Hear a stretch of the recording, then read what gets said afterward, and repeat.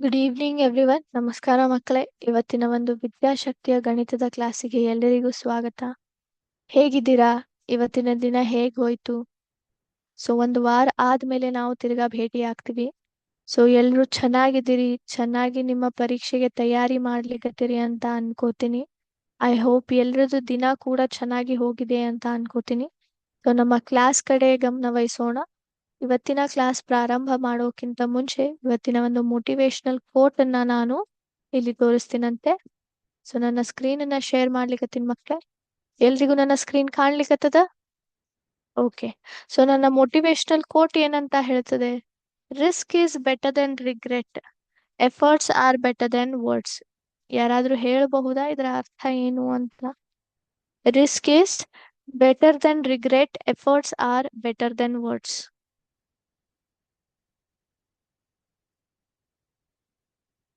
ಯಾರಾದ್ರೂ ಹೇಳ್ಬೋದಾ ಮಕ್ಳೇ ಇದ್ರ ಅರ್ಥ ಏನು ಅಂತ? ಎಸ್. ಇದ್ರ ಅರ್ಥ ಏನು ಅಂತಂತಂದ್ರೆ, ಜೀವನದಲ್ಲಿ ನೀವು ಯಾವುದೇ ಒಂದು ಕನಸನ್ನ ಕಂಡಾಗ ಆ ಕನಸನ್ನ ಸಾಧಿಸ್ಲಿಕ್ಕೆ ನೀವೇನ್ ಮಾಡ್ಬೇಕು? ಪರಿಶ್ರಮ ಪಡ್ಬೇಕು, ಎಫರ್ಟ್ಸ್ ಅನ್ನ ಹಾಕ್ಬೇಕು, ಹೌದಾ? ಎಫರ್ಟ್ಸ್ ಹಾಕೋದ್ರ ಮೂಲಕ ನೀವ್ ಏನ್ ಮಾಡ್ಲಿಕತ್ತೀರಿ? ಇಲ್ಲಿ ರಿಸ್ಕ್ ಅನ್ನ ತೆಗೆದುಕೊಳ್ತೀರಿ. ರಿಸ್ಕ್ ಯಾವ್ದಪ್ಪ? ನಿಮ್ಗೆ ಆ ಕನಸು ನನಸಾಗುತ್ತೋ ಇಲ್ವೋ ಅನ್ನೋ ಗ್ಯಾರಂಟಿ ಇಲ್ಲ, ಹೌದಾ? ಆದ್ರೆ ಆಗಬಹುದು, ಇಲ್ಲ ಅಂದ್ರೆ ಇಲ್ಲ. ಅದು ರಿಸ್ಕೇ ಇರುತ್ತೆ, ಹೌದಾ ಇಲ್ವೋ? ಆದ್ರೂ ಕೂಡ ಆ ಒಂದು ರಿಸ್ಕ್ ನ ತೆಗೆದುಕೊಂಡು ನೀವು ಅದನ್ನ ಪ್ರಯತ್ನ ಮಾಡ್ಲಿಕ್ಕೆ ಪ್ರಾರಂಭ ಮಾಡ್ತೀರಾ, ಹೌದಾ ಇಲ್ವೋ? ಹಾಗಾಗಿ ನಿಮ್ಗೆ ಯಾವತ್ತು ಜೀವನದಲ್ಲಿ ನೀವು ಯಾವುದೇ ಒಂದು ವಿಷಯನ ಸಾಧಿಸ್ತೀರಾ ಅಂತಂದ್ರೆ ಜೀವನದಲ್ಲಿ ರಿಸ್ಕ್ ನ ತೆಗೆದುಕೊಳ್ಳೋದು ಕಲಿಬೇಕು, ಪ್ರಯತ್ನ ಮಾಡೋದನ್ನ ಕಲಿಬೇಕು. ಯಾಕಂದ್ರೆ ಮುಂಬರುವ ಒಂದು ದಿನದಲ್ಲಿ ಅದು ಆಗ್ಲಿಲ್ಲ ಅಂದ್ರೂ ನಿಮ್ಗೆ ಯಾವುದೇ ತರದ ಒಂದು ರಿಗ್ರೆಟ್ ಇರೋದಿಲ್ಲ, ಪಶ್ಚಾತ್ತಾಪ ಇರೋದಿಲ್ಲ. ಏನಪ್ಪಾ, ಸಮಯ ಇದ್ದಾಗ ನಾ ಪ್ರಯತ್ನ ಮಾಡ್ಲಿಲ್ಲಲ್ಲ ಅನ್ನೋ ಒಂದು ಪಶ್ಚಾತ್ತಾಪ ಇರೋದಿಲ್ಲ. ಹಾಗಾಗಿ ರಿಸ್ಕ್ ಅನ್ನ ತೆಗೆದುಕೊಳ್ಬೇಕು ಅಂದ್ರೆ ಪ್ರಯತ್ನವನ್ನ ಮಾಡ್ಬೇಕು. ಸರಿಯಾದ ದಾರಿಯನ್ನ ನಡೆದು ನೀವೇನ್ ಮಾಡ್ಬೇಕು? ಪ್ರಯತ್ನವನ್ನ ಪಡ್ಬೇಕು. Efforts are better then words. ಅದರ ಅರ್ಥ ಏನು ಹೇಳಿ ಮಕ್ಳೇ? ಜೀವನದಲ್ಲಿ ಕೇವಲ ಬರೇ ಮಾತಾಡಬಾರ್ದು, ನಿಮ್ಮ ಮಾತಿನ ತಕ್ಕ ನೀವು ಕೆಲಸನೂ ಕೂಡ ಮಾಡಿ ತೋರಿಸ್ಬೇಕು. ಹಾಗಾಗಿ ಪರಿಶ್ರಮವನ್ನ ಪಟ್ಟು ಎಫರ್ಟ್ಸ್ ಅನ್ನ ಹಾಕಿ ನೀವೇನ್ ಮಾಡ್ಬೇಕು? ಆ ಒಂದು ಕನಸುಗಳನ್ನ ನನಸಾಗಿ ಮಾಡಿ ತೋರಿಸ್ಬೇಕು.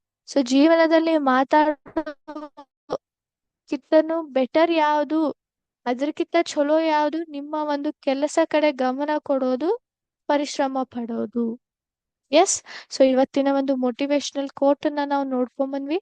ನಮ್ಮ ಚಾಪ್ಟರ್ ಕಡೆ ಹೋಗೋಣ. ಈಗಾಗ್ಲೇ ಮಕ್ಳೇ ನಾವು ಯಾವ ಒಂದು ಚಾಪ್ಟರ್ ಮೇಲೆ ಡಿಸ್ಕಷನ್ ಮಾಡ್ಲಿಕತ್ತಿದ್ವಿ ಹೇಳ್ಬೋದಾ ಯಾರಾದ್ರೂ? ಎಸ್, ಯಾವುದು? ಸಮ್ಮಿತಿ, ಹೌದಾ? ಸಮ್ಮಿತಿ.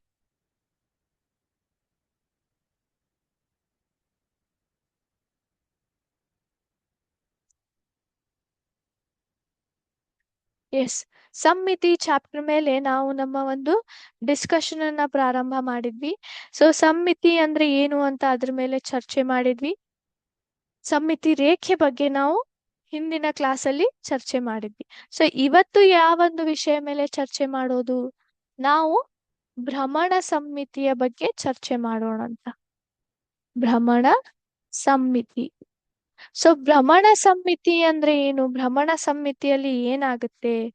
ಭ್ರಮಣ ಸಮ್ಮಿತಿ ಅಂದ್ರೆ ಮಕ್ಳೇ, ಯಾವುದೇ ಒಂದು ವಸ್ತುವನ್ನ ನೀವು ತಿರುಗಿಸ್ತೀರಾ, ಹೌದಾ? ಯಾವುದೇ ಒಂದು ವಸ್ತುವನ್ನ ತಿರುಗಿಸಿದಾಗ ಅದು ಮತ್ತೂ ಏನಾಗುತ್ತೆ? ತನ್ನ ವ- ಎಲ್ ನೀವು ಯಾವುದೇ ಒಂದು ವಸ್ತುವನ್ನ ತಿರುಗಿಸಿದಾಗ ಅದು ಯಾವುದೇ ಒಂದು ಸ್ಥಾನಕ್ಕೆ ನೀವು ಅದನ್ನ ನಿಂದಿರ್ಸಿದ್ರು ಅದು ಮತ್ತೆ ಏನಾಗುತ್ತೆ? ತಮ್ಮ ಒರಿಜಿನಲ್ ಶೇಪ್ ಅನ್ನೇ ತೋರಿಸ್ಕೊಡುತ್ತೆ. ಅವಾಗ ನಾವೇನ್ ಹೇಳ್ತೀವಿ? ಆ ಒಂದು ವಸ್ತುವಿಗೆ ಭ್ರಮಣ ಸಮ್ಮಿತಿ ಇದೆ ಅಂತ ಹೇಳ್ತೀವಿ ನಾವು. ಉದಾಹರಣೆಗೆ ಗಾಲಿ ಚಕ್ರ, ಹೌದಾ? ಗಾಲಿ ಚಕ್ರ ಏನಾಗುತ್ತೆ ಮಕ್ಳೇ? ಗಾಲಿ ಚಕ್ರದಲ್ಲಿ ಏನಾಗುತ್ತೆ? ಗಾಲಿ ಚಕ್ರದಲ್ಲಿ ನೀವು ಅದನ್ನ ತಿರ್ಗಿಸ್ಲಿಕ್ಕೆ ಪ್ರಾರಂಭ ಮಾಡಿ, ನೀವು ಯಾವ ಕ್ಷಣಕ್ಕೆ ನಿಂದ್ರಿಸಿದ್ರು ಕೂಡ ಅದು ಮತ್ತೆ ತಿರ್ಗಾ ತಂದು ಒರಿಜಿನಲ್ ಶೇಪ್ ಅಥವಾ ಸೈಜ್ಗೆ ಬಂದು ಕೂಡುತ್ತೆ, ಹೌದಾ ಇಲ್ವೋ? ಅವಾಗ ನಾವೇನ್ ಹೇಳ್ತೀವಿ? ಅದಕ್ಕೆ ಭ್ರಮಣ ಸಮ್ಮಿತಿ ಇದೆ ಅಂತ ಹೇಳ್ತೀವಿ. ಓಕೆ. ಎಸ್, ಈಗಾಗ್ಲೇ ನಾನ್ ನಿಮ್ಗೆ ಇದ್ರ ಮೇಲೆ ಒಂದು ಸಿಮ್ಯುಲೇಷನ್ ಅನ್ನ ತೋರಿಸ್ತೀನಿ.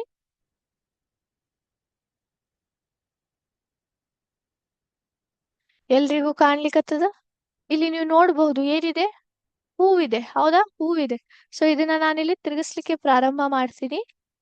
ತಿರುಗಿಸ್ಲಿಕ್ಕೆ ಪ್ರಾರಂಭ ಮಾಡಿದಾಗ ಇದು ಏನ್ ನೀವು ಹಿಂದ್ಗಡೆ ನೋಡ್ಲಿಕ್ಕತ್ತಿರಲ್ಲ, ಅದು ನಮ್ಮ ಒಂದು ಒರಿಜಿನಲ್ ಶೇಪ್ ಆಗಿದೆ, ಹೌದಾ? ಅದ್ರ ಮೇಲ್ಗಡೆ ನಾನಿಲ್ಲಿ ಏನ್ ಮಾಡ್ಲಿಕ್ಕತ್ತೀನಿ, ಇದನ್ನ ತಿರುಗಿಸ್ಲಿಕ್ಕತ್ತೀನಿ. ಎಸ್. ಸೊ ಇಲ್ಲಿ ಬಂದಾಗ, ಈ ಕ್ಷಣಕ್ಕೆ ಬಂದಾಗ ಅದು ಏನಾಗ್ಲಿಕ್ಕತ್ತದ, ಒರಿಜಿನಲ್ ಫಿಗರಿಗೆ ಮ್ಯಾಚ್ ಆಗ್ಲಿಕ್ಕತ್ತದ. ಸೊ ಇಲ್ಲಿ ಏನಾಯ್ತು, ಇದಕ್ಕೆ ಭ್ರಮಣ ಸಮ್ಮಿತಿ ಹೊಂದಿದೆ. ಈಗ ಮತ್ತೆ ತಿರುಗಿಸ್ತೀನಿ ನೋಡಿ.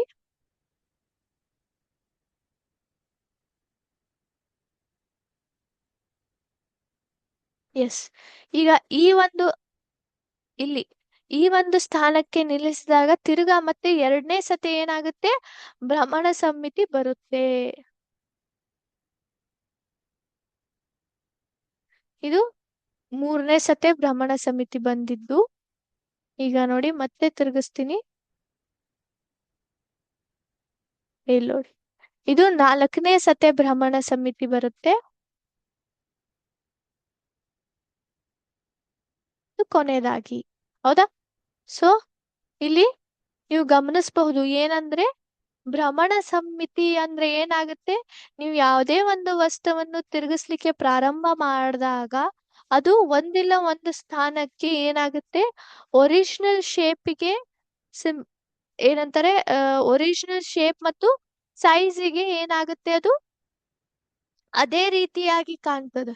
ಅದಕ್ಕೆ ನಾವೇನಂತೇವೆ, ಆ ಒಂದು ಸ್ಥಾನದಲ್ಲಿ ಆ ಒಂದು ವಸ್ತು ಭ್ರಮಣ ಸಮ್ಮಿತಿಯನ್ನ ಹೊಂದಿದೆ ಅಂತ ಹೇಳ್ತೀವಿ.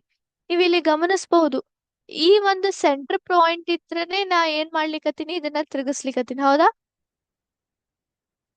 ಇದು ಏನ್ ಮಾಡ್ತೈತಿ, ಸೆಂಟರ್ ಪಾಯಿಂಟ್ ಅಥವಾ ಒಂದು ಫಿಕ್ಸ್ಡ್ ಪಾಯಿಂಟ್ ಇಂತ್ರ ನಾನು ಏನ್ ಮಾಡ್ತೀನಿ, ಆ ಒಂದು ವಸ್ತುವನ್ನ ತಿರುಗಿಸ್ತೀನಿ, ಹೌದಾ ಇಲ್ವೋ? ಸೊ ಆ ನಿರ್ದಿಷ್ಟ ಬಿಂದುವಿಗೆ ನಾವ್ ಏನಂತ ಕರಿತೀವಿ, ಭ್ರಮಣ ಕೇಂದ್ರ ಅಂತ ಕರಿತೀವಿ. ಈ ನಿರ್ದಿಷ್ಟ ಬಿಂದುವಿಂತ್ರನೇ ಏನ್ ಮಾಡ್ತೀನಿ, ಆ ವಸ್ತುವನ್ನ ತಿರುಗಿಸ್ಲಿಕ್ಕೆ ಪ್ರಾರಂಭ ಮಾಡ್ತೀನಿ. I'm sorry. ಸೊ ಈ ನಿರ್ದಿಷ್ಟವಾದ ಬಿಂದುಗೆ ಏನಂತ ಹೇಳ್ತೀವಿ ನಾವು, ಭ್ರಮಣ ಕೇಂದ್ರ ಅಂತ ಹೇಳ್ತೀವಿ. ಈಗ ಭ್ರಮಣ ಸಮಿತಿಯನ್ನ ಮೊದಲನೇ ಸತಿ ಹೊಂದಿದಾಗ ನೀವಿಲ್ಲಿ ನೋಡಬಹುದು, ಇಲ್ಲಿ ಒಂದು ಕೋನದ ರಚನೆ ಆಗ್ಲಿಕತ್ತದ, ಹೌದಾ? ಏನಾಗ್ಲಿಕತ್ತದ, ಕೋಣದ ರಚನೆ ಆಗ್ಲಿಕತ್ತದ. ಇದಕ್ಕೆ ನಾವ್ ಏನಂತ ಕರಿತೀವಿ, ಭ್ರಮಣ ಸಮ್ಮಿತಿ ಕೋಣ ಅಂತ ಕರಿತೀವಿ.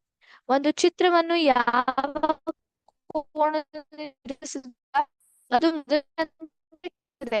ಆ ಒಂದು ಕೋಣಿಗೆ ನಾವೇನಂತ ಕರಿತೀವಿ, ಭ್ರಮಣ ಸಮ್ಮಿತಿ ಕೋಣ ಅಥವಾ ಸರಳವಾಗಿ ಸಮ್ಮಿತಿ ಕೋಣ ಅಂತನೂ ನಾವು ಹೇಳಬಹುದು. ಓಕೆ, ಅರ್ಥ ಆಯ್ತಾ ಮಕ್ಳೇ? ಎಸ್, ಈಗ ಎರಡನೇ ಫಿಗರ್ಗೆ ಹೋಗೋಣಂತೆ. ಈಗ ಬರ್ಗರ್ ಇದೆ, ಎಲ್ರಿಗೂ ಬರ್ಗರ್ ಇಷ್ಟನಾ? ಎಸ್. ಸೊ ಇದನ್ನ ಮತ್ತೆ ತಿರುಗಿಸ್ತೀನಿ ನೋಡಿ, ಈ ತರ.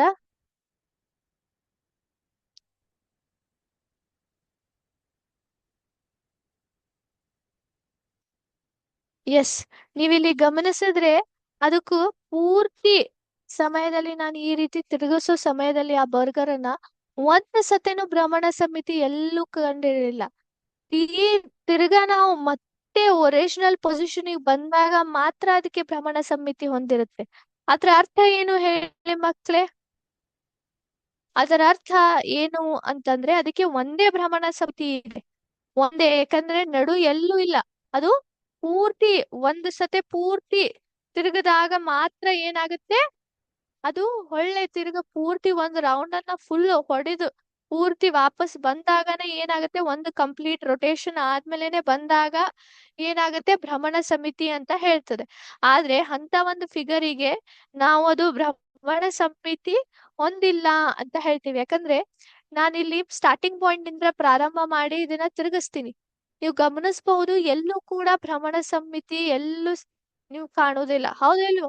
ಹಾಗಾಗಿ ಒಂದು ಪೂರ್ತಿ ಕಂಪ್ಲೀಟ್ ರೊಟೇಷನ್ ಹೊಡೆದಾದ್ಮೇಲೆನೆ ಏನಾಗುತ್ತೆ, ಅದು ಒರಿಜಿನಲ್ ಶೇಪಿಗೆ ಬಂದಿದೆ ಅಂತ ಹೇಳ್ತೀವಿ ನಾವು. ಆ ಒರಿಜಿನಲ್ ಶೇಪಿಗೆ ಬಂದಾಗ ಭ್ರಮಣ ಸಮಿತಿ ಬರುತ್ತೆ, ಏನಾಗುತ್ತೆ ಅಂದ್ರೆ ಅದು ಭ್ರಮಣ ಸಮಿತಿಯನ್ನ ಹೊಂದೇ ಇಲ್ಲ ಅಂತ ಹೇಳ್ತೀವಿ. ಓಕೆ, ಒಂದು ಕಂಪ್ಲೀಟ್ ರೊಟೇಷನ್ ಅಂದ್ರೆ ಪೂರ್ತಿ 360 ಡಿಗ್ರಿ ಏನಾಗಿದೆ, ಇದು ತಿರುಗಲಿಕ್ಕತ್ತದ. ಹಾಗಾಗಿ ಅದಕ್ಕೆ ಯಾವುದೇ ತರದ ಭ್ರಮಣ ಸಮ್ಮಿತಿಯನ್ನ ಹೊಂದಿಲ್ಲ ಅಂತ ನಾವು ಹೇಳ್ತೀವಿ. ಅರ್ಥ ಆಯ್ತಾ ಮಕ್ಳೇ? ಎಸ್. ಈಗ ಇಲ್ಲಿ ಸ್ನೋಫ್ಲೇಕ್ ಅನ್ನ ನೀವು ನೋಡ್ಬಹುದು. ಸೊ ಇದನ್ನ ಈ ರೀತಿ ತಿರುಗಿಸ್ತೀನಿ ನೋಡಿ. ಇಲ್ಲಿ ಮೊದಲನೇ ಭ್ರಮಣ ಸಮಿತಿ,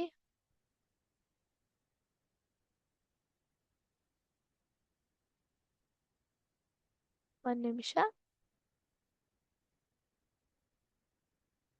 ಎಸ್. ಎರಡನೇ ಭ್ರಮಣ ಸಮಿತಿ,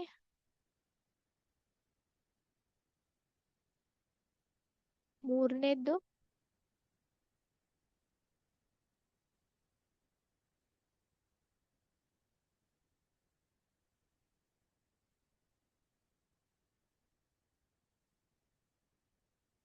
ಎಸ್. ನಾಲ್ಕನೇ ಭ್ರಮಣ ಸಮಿತಿ, ಐದನೇ ಭ್ರಮಣ ಸಮಿತಿ, ತಿರುಗಾ ಒರಿಜಿನಲ್ ಶೇಪಿಗೆ ಬಂದಾಗ. ಹೌದಾ? ಸೊ ಈ ರೀತಿ ನೀವು ಗಮನಿಸಿದ್ರೆ ಆ ಭ್ರಮಣ ಸಮಿತಿ ಬಂದಾಗ ಅದು ಕರೆಕ್ಟ್ ಒರಿಜಿನಲ್ ಶೇಪ್ ಮತ್ತು ಸೈಜ್ಗೆ ಬಂದು ಕೂತು ಬಿಡುತ್ತೆ. ಹಾಗಾಗಿ ನಾವು ಅದಕ್ಕೆ ಭ್ರಮಣ ಸಮಿತಿಯನ್ನ ಹೊಂದಿದೆ ಅಂತ ನಾವು ಹೇಳ್ತೀವಿ. ಎಸ್, ಎಲ್ರಿಗೂ ಅರ್ಥ ಆಗಿದೆ ಅಂತ ಅನ್ಕೋತೀನಿ. ಭ್ರಮಣ ಸಮಿತಿ ಅಂದ್ರೆ ಏನು? ಭ್ರಮಣ ಸಮಿತಿ ಅಂದ್ರೆ ನೀವು ಯಾವುದೇ ಒಂದು ವಸ್ತುವನ್ನು ತಿರುಗಿಸಿದಾಗ ಏನಾಗುತ್ತೆ, ಅದು ಒರಿಜಿನಲ್ ಶೇಪ್ ಮತ್ತು ಸೈಜ್ಗೆ ಬಂದು ನಿಂತಾಗ ಆ ಒಂದು ಸ್ಥಾನದಲ್ಲಿ ಅದಕ್ಕೆ ಭ್ರಮಣ ಸಮಿತಿಯನ್ನ ಹೊಂದಿದೆ ಅಂತ ಹೇಳ್ತೀವಿ. ಅದು ನಿರ್ದಿಷ್ಟವಾದ ಬಿಂದು ಇದ್ರೆ ನಾವು ತಿರುಗಿಸ್ತೀವಿ, ಅದಕ್ಕೆ ಭ್ರಮಣ ಕೇಂದ್ರ. ಹೌದಾ? ಏನಂತ ಹೇಳ್ತೀವಿ ಅದಕ್ಕೆ ನಾವು? ಭ್ರಮಣ ಕೇಂದ್ರ ಅಂತ ಹೇಳ್ತೀವಿ. ನಂತರ ಯಾವುದೇ ಒಂದು ವಸ್ತುವನ್ನ ತಿರುಗಿಸಿದಾಗ ಕೋನಗಳ ರಚನೆ ಆಗುತ್ತೆ, ಅದಕ್ಕೆ ಸಮ್ಮಿತಿ ಕೋನ ಅಥವಾ ಭ್ರಮಣ ಕೋನ ಅಂತ ಹೇಳ್ತೀವಿ. ಆ ಕೋನದಲ್ಲಿ ಏನಾಗುತ್ತೆ, ಆ ಭ್ರಮಣ ಸಮಿತಿಯನ್ನ ಅದು ವಸ್ತು ಹೊಂದಿರುತ್ತೆ. ಆ ಒಂದು ಸಮಯದಲ್ಲಿ ಅದಕ್ಕೆ ನಾವೇನಂತ ಕರಿತೀವಿ? ಭ್ರಮಣ ಕೋನ ಅಥವಾ ಸಮಿತಿ ಕೋನ ಅಂತ ಕರಿತೀವಿ. Okay, yes. ಎಲ್ರಿಗೂ ಅರ್ಥ ಆಗಿದೆ ಅಂತ ಅನ್ಕೋತೀನಿ. ಈಗ ಮುಂದಿನ ವಿಷಯ ಅದೇನಪ್ಪಾ ಅಂತಂದ್ರೆ, ಒಂದ್ ನಿಮಿಷ ಮಕ್ಳೇ. ಎಸ್, ವೃತ್ತದ ಸಮಿತಿಗಳು. ವೃತ್ತದ ಸಮಿತಿಗಳ ಬಗ್ಗೆ ಚರ್ಚೆ ಮಾಡೋಣ ಅಂತ.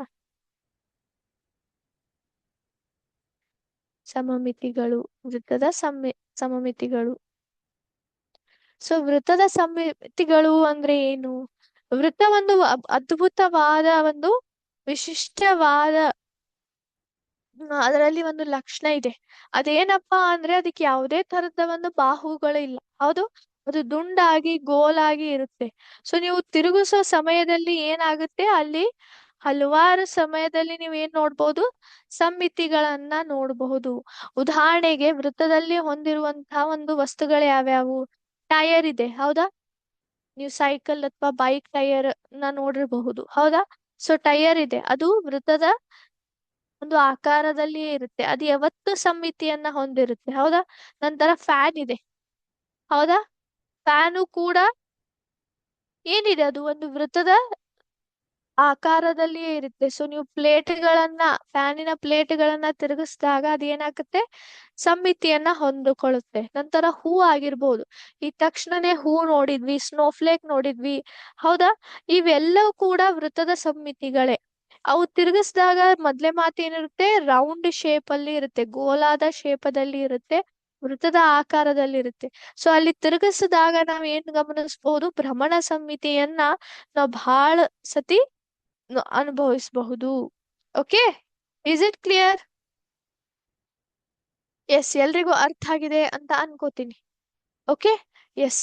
ಸೊ ಈಗ ನಾವು ಸಮ್ಮಿತಿಯ ಮೇಲೆ ನಮ್ಮ ಒಂದು ಡಿಸ್ಕಷನ್ ಅನ್ನ ಮುಗಿಸಿದ್ದೇವೆ. ಸೊ ಸಮ್ಮಿತಿಯ ಒಂದು ಚಾಪ್ಟರ್ ಅಲ್ಲಿ ಸಮ್ಮಿತಿ ಅಂದ್ರೆ ಏನು, ನಂತರ ರೇಖೆ ಸಮ್ಮಿತಿಯನ್ನ ನೋಡ್ಕೊಂಡ್ವಿ, ನಂತರ ಭ್ರಮಣ ಸಮ್ಮಿತಿ, ವೃತ್ತದ ಸಮ್ಮಿತಿಗಳ ಬಗ್ಗೆ ನಾವು ಚರ್ಚೆ ಮಾಡಿದ್ವಿ.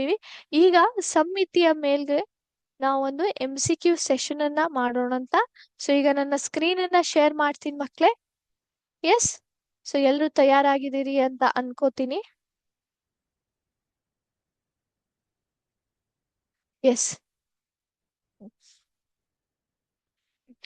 ಸಮ್ಮಿತಿ ಅಂದರೆ ಏನು? ಆಪ್ಷನ್ ಎ ಆಕಾರದ ಗಾತ್ರ, ಆಪ್ಷನ್ ಬಿ ಆಕಾರದ ತೂಕ, ಆಪ್ಷನ್ ಸಿ ಒಂದು ಆಕಾರವನ್ನು ಎರಡು ಸಮಭಾಗಗಳಾಗಿ ವಿಭಜಿಸುವ ಗುಣ, ಆಪ್ಷನ್ ಡಿ ಆಕಾರದ ಬಣ್ಣ. ಸಮ್ಮಿತಿ ಅಂದ್ರೆ ಏನು? ಸಮ್ಮಿತಿಯ ಅರ್ಥ ಏನು ಹೇಳಿ ಮಕ್ಳೇ?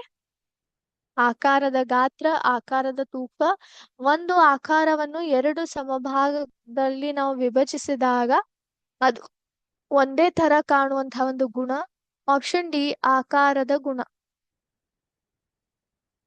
ಸಮ್ಮಿತಿ ಅಂದ್ರೆ ಎಸ್, ಆಪ್ಷನ್ ಸಿ ಏನಿದೆ ಕರೆಕ್ಟ್ ಆದಂತಹ ಉತ್ತರ. ಆಕಾರವನ್ನು ಎರಡು ಸಮಭಾಗಗಳಾಗಿ ವಿಭಜಿಸುವ ಒಂದು ಗುಣ. ಎರಡನೇ ಪ್ರಶ್ನೆ, ಒಂದು ಚೌಕಕ್ಕೆ ಎಷ್ಟು ಸಮ್ಮಿತಿ ರೇಖೆಗಳಿವೆ? ಒಂದು ಚೌಕದಲ್ಲಿ ಎಷ್ಟು ಸಮ್ಮಿತಿ ರೇಖೆಗಳನ್ನ ನಾವು ಕಾಣಬಹುದು? Option A 2, option B 3, option C 4, option D 1. ಸಮ್ಮಿತಿ ರೇಖೆಗಳಿಗೆ ನಾವು ಒಂದು ಚೌಕದಲ್ಲಿ ಎಷ್ಟು ಸಮ್ಮಿತಿ ರೇಖೆಗಳನ್ನ ನಾವು ಕಾಣಬಹುದು? ಎಷ್ಟನ್ನ ಕಾಣ್ತೀರಾ ಮಕ್ಳೇ?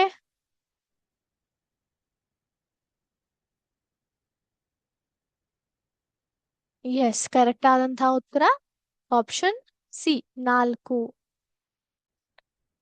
ಮೂರನೇ ಪ್ರಶ್ನೆ, ಸಮಭುಜ ತ್ರಿಭುಜಕ್ಕೆ ಎಷ್ಟು ಸಮ್ಮಿತಿ ರೇಖೆಗಳಿವೆ? ಸಮಭುಜ ತ್ರಿಭುಜಕ್ಕೆ ಎಷ್ಟು ಸಮ್ಮಿತಿ ರೇಖೆಗಳಿವೆ? Option A 1, option B 2, option B 2, option C 3, option D 4. ಸಮಭುಜ ತ್ರಿಭುಜ ಅಂದ್ರೆ ಈಕ್ವಿಲ್ಯಾಟ್ರಲ್ ಟ್ರಯಾಂಗಲ್ ಅಲ್ಲಿ ಎಷ್ಟು ಸಮ್ಮಿತಿ ರೇಖೆಗಳನ್ನ ನೋಡ್ತೀರಿ ನೀವು? ಲೈನ್ ಆಫ್ ಸಿಮೆಟ್ರಿ ಎಷ್ಟು ಇರ್ತಾವೆ? 1, 2, 3, 4.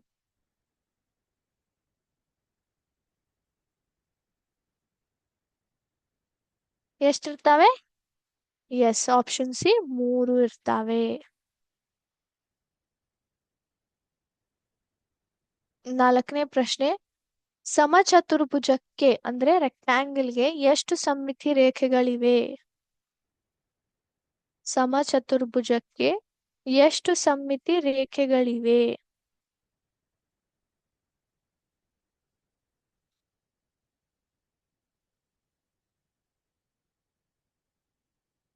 1, 2, 3, 4. ಸಮಚತುರ್ಭುಜಕ್ಕೆ ಎಷ್ಟು ಸಮ್ಮಿತಿ ರೇಖೆಗಳಿವೆ? ಕರೆಕ್ಟ್ ಆದಂತ ಉತ್ತರ ಯಾವುದು ಮಕ್ಳೇ?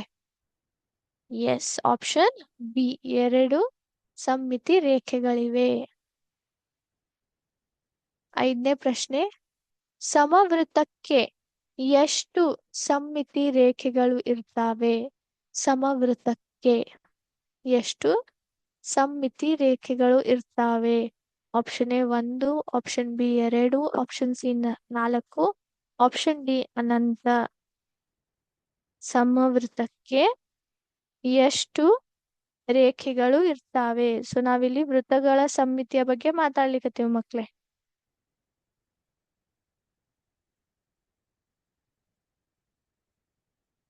ಸಮವೃತ್ತಕ್ಕೆ ಯಾವತ್ತು ಎಸ್ ಅಸಂಖ್ಯಾತ ಸಮ್ಮಿತಿ ರೇಖೆಗಳಿರ್ತಾವೆ. ಯಾಕಂದ್ರೆ ಪ್ರತಿಯೊಂದು ವ್ಯಾಸ ಏನಿರುತ್ತೆ ಅದು ಪ್ರತಿಯೊಂದು ವ್ಯಾಸ ರೇಖೆ ಸಮ್ಮಿತಿಯಾಗಿ ಹೊಂದಿರುತ್ತೆ. ಹಾಗಾಗಿ ಸಮವೃತ್ತಕ್ಕೆ ಯಾವತ್ತು ಅಸಂಖ್ಯಾತ ಸಮ್ಮಿತಿ ರೇಖೆಗಳು ಇರ್ತವೆ. ಕೆಳಗಿನ ಯಾವ ಅಕ್ಷರಕ್ಕೆ ಒಂದು ಸಮ್ಮಿತಿ ರೇಖೆ ಇದೆ? ಕೆಳಗಿನ ಯಾವ ಅಕ್ಷರಕ್ಕೆ ಒಂದು ಸಮ್ಮಿತಿ ರೇಖೆ, ಒಂದೇ ಒಂದಂತಹ ಸಮ್ಮಿತಿ ರೇಖೆ ಇದೆ? ಆಪ್ಷನ್ ಎ, ಬಿ, ಸಿ ಅಥವಾ ಡಿ?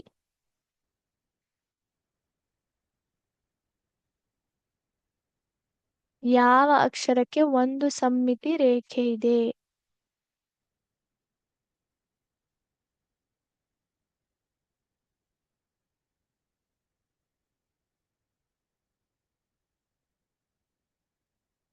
ಕರೆಕ್ಟ್ ಆದಂತಹ ಉತ್ತರ ಎಸ್, ಎಗೆ ಒಂದು ಸಮ್ಮಿತಿ ರೇಖೆ ಇದೆ.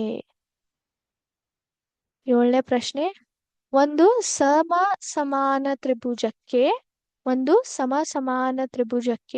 ಎಷ್ಟು ಸಮ್ಮಿತಿ ರೇಖೆಗಳು ಇವೆ? ಒಂದು ಸಮಾನ ತ್ರಿಭುಜಕ್ಕೆ ಎಷ್ಟು ಸಮ್ಮಿತಿ ರೇಖೆಗಳು ಇವೆ? Option A 0, option B 1, option C 2, option D 3. ಸಮಾನ ತ್ರಿಭುಜಕ್ಕೆ ಎಷ್ಟು ಸಮ್ಮಿತಿ ರೇಖೆಗಳಿವೆ?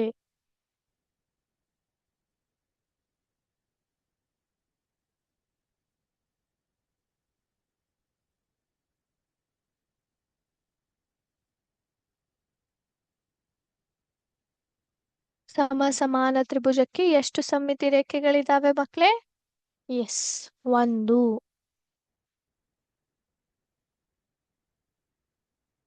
8ನೇ ಪ್ರಶ್ನೆ, ಸಮಪಾರ್ಶ್ವ ಚತುರ್ಭುಜಕ್ಕೆ ಎಷ್ಟು ಸಮ್ಮಿತಿ ರೇಖೆಗಳು ಇವೆ? ಸಮಪಾರ್ಶ್ವ ಚತುರ್ಭುಜಕ್ಕೆ ಎಷ್ಟು ಸಮ್ಮಿತಿ ರೇಖೆಗಳಿವೆ?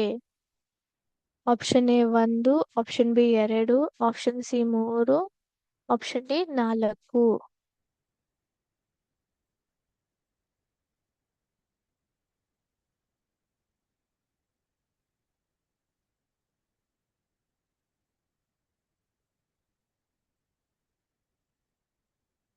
ಎಷ್ಟಿರ್ತಾವೆ ಮಕ್ಕಳೇ?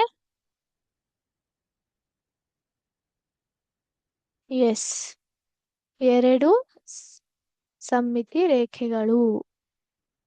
9ನೇ ಪ್ರಶ್ನೆ, ನಿಯಮಿತ ಪಂಚಭುಜಕ್ಕೆ ಎಷ್ಟು ಸಮ್ಮಿತಿ ರೇಖೆಗಳು ಇವೆ? ನಿಯಮಿತ ಪಂಚಭುಜಕ್ಕೆ ಎಷ್ಟು ಸಮ್ಮಿತಿ ರೇಖೆಗಳು ಇವೆ? Option A 3, option B 4, option C 5, option D 6.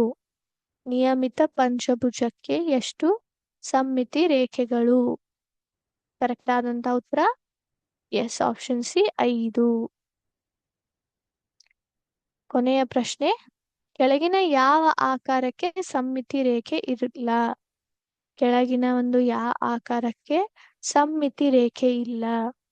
Option A ಅಸಮಾನ ತ್ರಿಭುಜ, ಆಪ್ಷನ್ ಬಿ ಚೌಕ, ಆಪ್ಷನ್ ಸಿ ವೃತ್ತ, ಆಪ್ಷನ್ ಡಿ ಸಮಭುಜ ತ್ರಿಭುಜ. ಯಾವ ಆಕಾರಕ್ಕೆ ಸಮ್ಮಿತಿ ಇಲ್ಲ ಮಕ್ಕಳೇ? ಇಲ್ಲಿ ಕೊಟ್ಟಿರುವಂತಹ ಒಂದು ಯಾವ ಆಕಾರಕ್ಕೆ ಬರೋದಿಲ್ಲ? Yes, very good. ಅಸಮಾನ ತ್ರಿಭುಜಕ್ಕೆ ಸಮ್ಮಿತಿ ರೇಖೆ ಇರುವುದಿಲ್ಲ, ಯಾಕಂದ್ರೆ ಯಾವ ಬಾಹುಗಳು ಸಮಾನವಾಗಿ ಇರೋದಿಲ್ಲ ಅದರಲ್ಲಿ. ಎಸ್, ಸೊ ಮಕ್ಕಳೇ, ನಾವು ನಮ್ಮ ಒಂದು MCQ ಸೆಷನ್ ಅನ್ನ ಮುಗಿಸಿದ್ದೀವಿ. ಈಗ ಡಿಕ್ಟೇಷನ್ ಕಡೆ ಹೋಗೋಣಂತೆ. ಸೊ ಇವತ್ತಿನ ಒಂದು ಡೇಟ್ ಹಾಕ್ಬೇಕು ಎಲ್ರು. ನಂತರ 1, 2, 3, 4, 5 ಅಂತ ಈ ರೀತಿ ಸಂಖ್ಯೆಗಳನ್ನು ಹಾಕಿ ಇವತ್ತಿನ ಒಂದು ಕ್ಲಾಸ್ ಹೆಸರು ಗಣಿತ, ನಿಮ್ಮ ಒಂದು ತರಗತಿ ಬರೀರಿ. ಡಿಕ್ಟೇಷನ್ ಅಂತ ಹಾಕೊಂಡು ಮೊದಲನೇ ಶಬ್ದ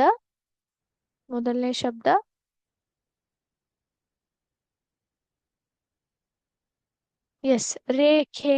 ಮೊದಲನೇ ಶಬ್ದ ರೇಖೆ.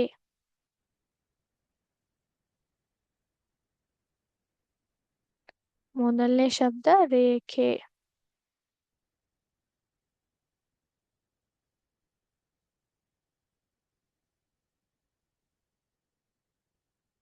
ಎರಡನೇ ಶಬ್ದ ಬಾಹು. ಮೂರನೇ ಶಬ್ದ ತ್ರಿಭುಜ.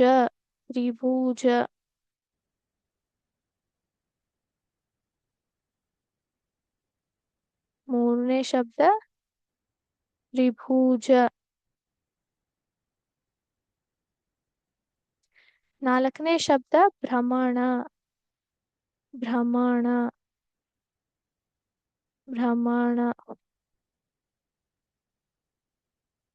ಐದನೇ ಶಬ್ದ